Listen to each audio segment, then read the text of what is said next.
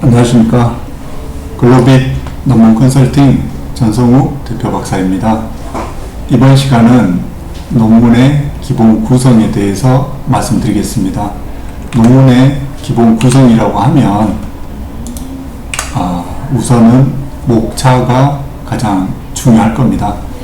목차는 여기 나와 있듯이 논문의 전체적인 방향과 특히 연구 범위나 방법론 등을 우리가 개괄적으로 한정할 수 있는 전체적인 설계도라 생각을 하시면 되겠습니다. 집을 짓든 건축을 할 때 설계도가 얼마나 중요한지는 아실 겁니다.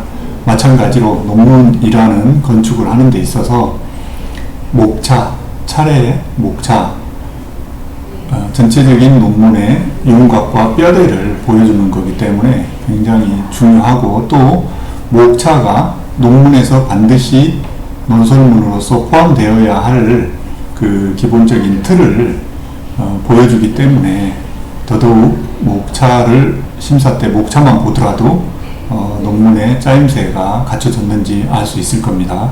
그 정도로 중요할 겁니다. 그리고 논문을 작성하는 데 있어서 당연히 목차부터 작성을 해야 되는 것은 주지의 사실인 겁니다.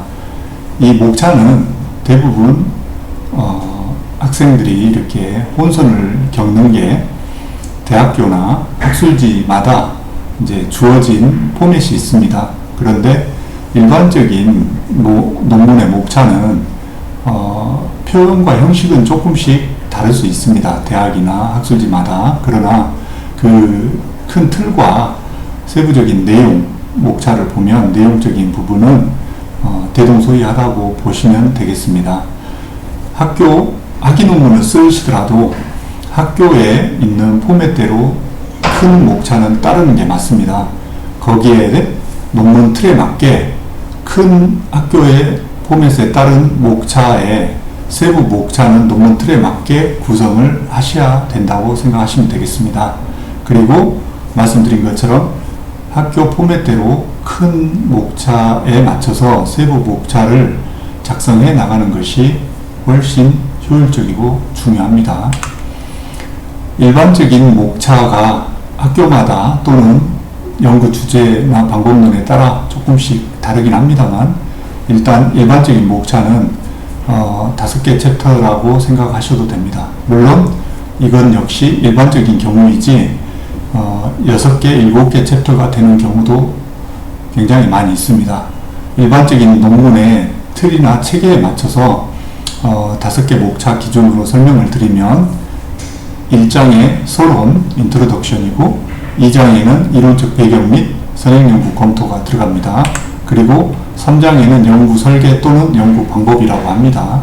그리고 4장에는 통계를 돌리는 양적 연구든 질적 연구든 이제 분석 결과, 논의나 종합이 들어가는 분석 결과가 돼야 될 거고, 그 분석 결과를 토대로 5장 결론은 이제 시사점, 구체적인 정책적인 대안을 제시하는 시사점까지 해서 결론으로 구성이 됩니다. 그리고 결론 이후에 참고문은 당연히 작성이 돼야 되고, 또 부록에 설문지가 됐든 심층 인터뷰가 됐든 아니면 다른 필요한 자료가 있으면 부록이 구성이 되고, 그 뒤에 주로 영문 초록을 의미하는 앱스트랙으로 구성이 됩니다.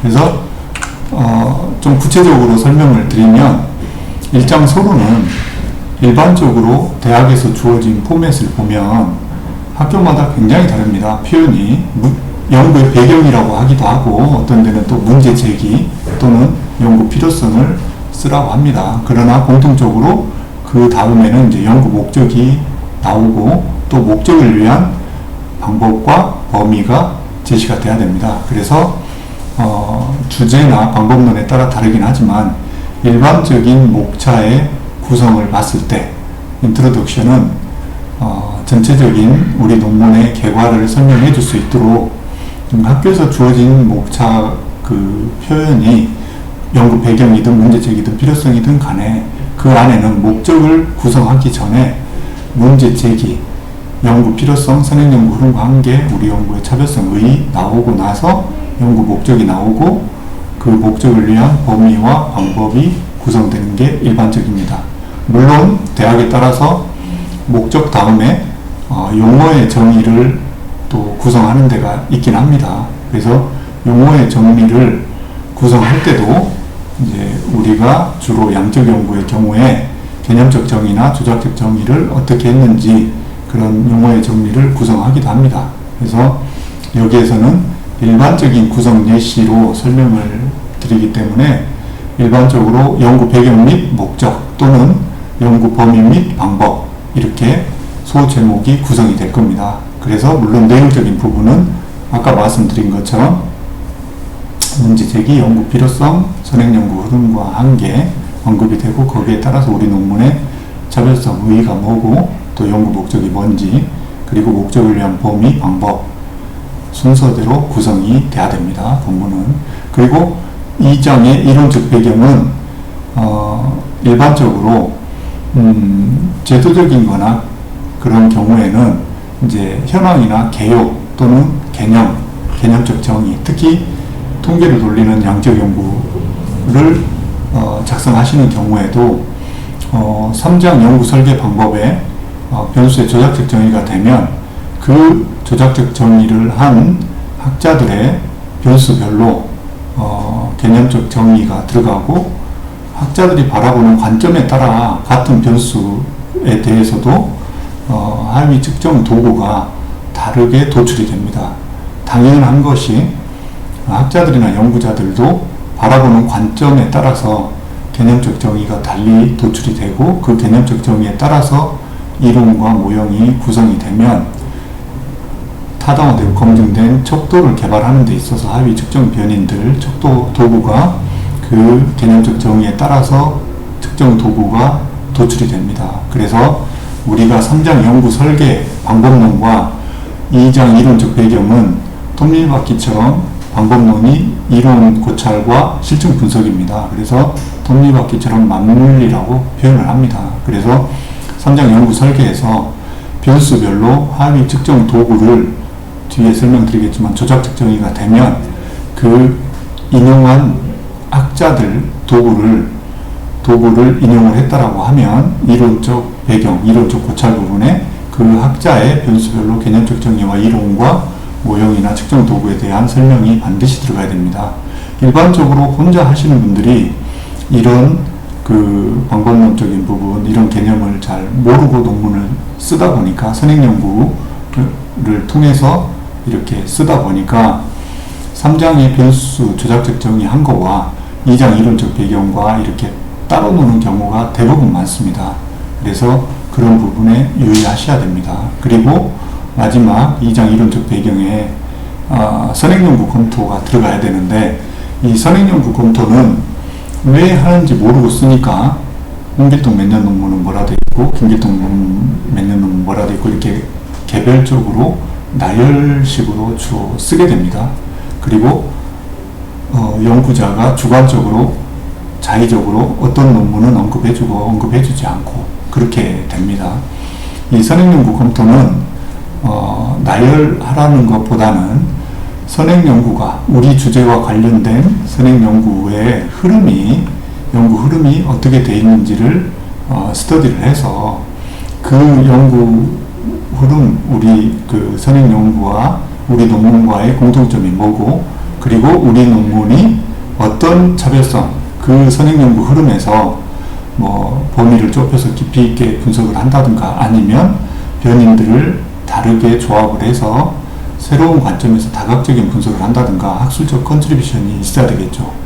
학문적 발전이 있어야 되는 겁니다. 논문은. 그래서 그런 컨트리뷰션, 차별성, 의의를 부각시키기 위해서 선행연구 검토를 하라는 겁니다. 그렇기 때문에 선행연구의 흐름과 경향을 파악을 하고 거기에 따라서 우리 논문이 어떤 차별성을 가지고 분석을 하겠다라는 걸 언급을 해줘야 되는 겁니다. 그리고 이후에 3장 연구 설계는 주로 선행연구들 보면 비슷하게 돼 있지만 일반적으로 보면 첫 번째 연구 대상이 나와야 되고 그 다음에 자료 수집 절차 방법 그 다음에 아까 말씀드린 조작적 정의, 변수의 조작적 정의를 기술해주는 측정 도구 부분이 나와야 되고, 또 변수 간의 관계성을 표현하는 연구 모형이 당연히 나올 거고, 그 모형 변수 설정에 따라서 연구 가설이 나옵니다. 그리고 나서 우리가 보고자 하는 그 가설을 검증하기 위해서 어떤 분석 툴로 분석을 할 건지 분석 방법이 언급이 돼야 됩니다. 그래서 이 연구 설계 방법이란 건 첫 번째, 특히 연구 대상도 보통 혼자 쓰신 분들이 대부분 써져 있는 걸 보면 300명이든 500명이든 설문을 해서 언제부터 언제까지 이렇게 몇 명을 설문을 받았다, 이렇게 기술이 되어 있습니다. 그런데 연구 대상이라는 것도 일장에 우리가 보고자 하는 연구 문제와 범위와 관련성 있게 기술이 돼야 됩니다. 그래서 만약에 같은 300명을 우리가 설문을 통해서 통계를 돌린다 하더라도 성별 간에 어떤 차이가 있는지를 비교해 본다든가, 아니면 직급 간에, 아니면 지역별로 이렇게 좀 같은 300명이라 하더라도 우리가 분석을 좀 다각적으로 다양하게 보고자 한다. 그런 연구 문제에 따라서, 연구 목적에 따라서, 구체적인 연구 목적에 따라서 대상의 선정 근거 위주로 써줘야 됩니다. 그래서 이를테면 성별 간에, 남녀 간에 어떤 인식의 차이가 있는지, 또는 관리자급과 평사원 직급 간에 이런 차이가 있는지, 아니면 또 직군 간에, 직렬 간에, 또는 지역별로 이런 어떤 차이가 있는지, 이를테면 또 어린이집의 보육교사와 유치원 교사 간에 어떤 인식의 차이가 있는지를 비교 분석해 보겠다라고 하면, 그 연구 문제 목적에 따라서 대상도 당연히 보육교사 절반 정도, 또 유치원 교사 절반 정도 이렇게 받아서 어느 정도 밸런스드하게 대상 샘플링을 해서 이제 이렇게 분석을 해보겠다라는 식으로 대상의 선정 근거를 작성을 해줘야 됩니다. 그리고 두 번째, 자료 수집 절차나 방법도 이제 자료의 신뢰성과 어떤 객관성, 타당성을 확보하기 위해서 자료 수집을 어떤 식으로 했고, 방법을 어떻게 했는지를 명확히 기술이 돼야 됩니다. 그리고 아까 말씀드린 측정 도구도 변수의 조작적 정의라고 누누이 강조를 드렸습니다. 측정 도구를 쓰라 그러면 대부분 혼자 쓴 글들을 보면 설문 문항에 대해서 몇 번부터 몇 번까지 구성이 되어 있고, 또 이 변수는 몇 번부터 몇 번까지 구성이 되어 있다, 5점 리커트 정도로 되어 있다, 주로 이렇게 설문문항 구성에 대해서 주로 언급을 많이 합니다. 설문문항 구성이 측정 도구가 아닙니다.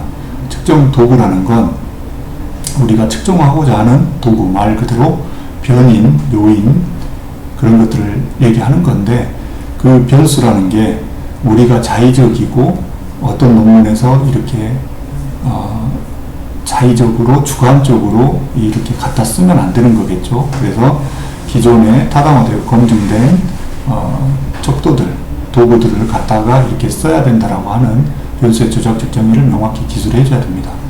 그리고 그 변수의 조작적 정의가 먼저 되고 나야 이제 당연히 자연스럽게 연구 모형과 가설은 저절로 되는 겁니다.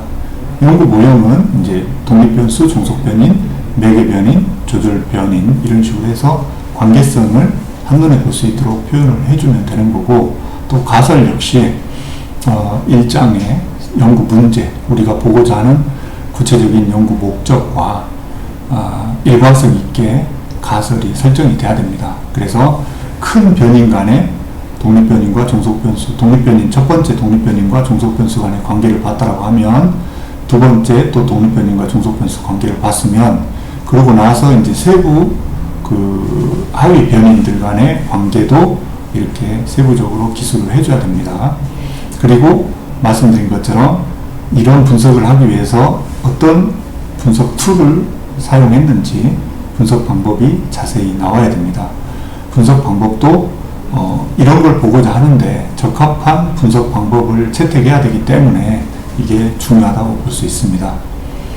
그리고 분석이 끝나면 이제 사장 분석 결과가 당연히 기술이 돼야 되는데, 분석 결과도 첫 번째 분석 결과를 정리해주고 그 다음에 분석 결과 중에서 가설을 검증했을 때 유의미한 결과로 나왔던 것 위주로 분석 결과에 대해서 종합적으로 논의를 해줘야 됩니다.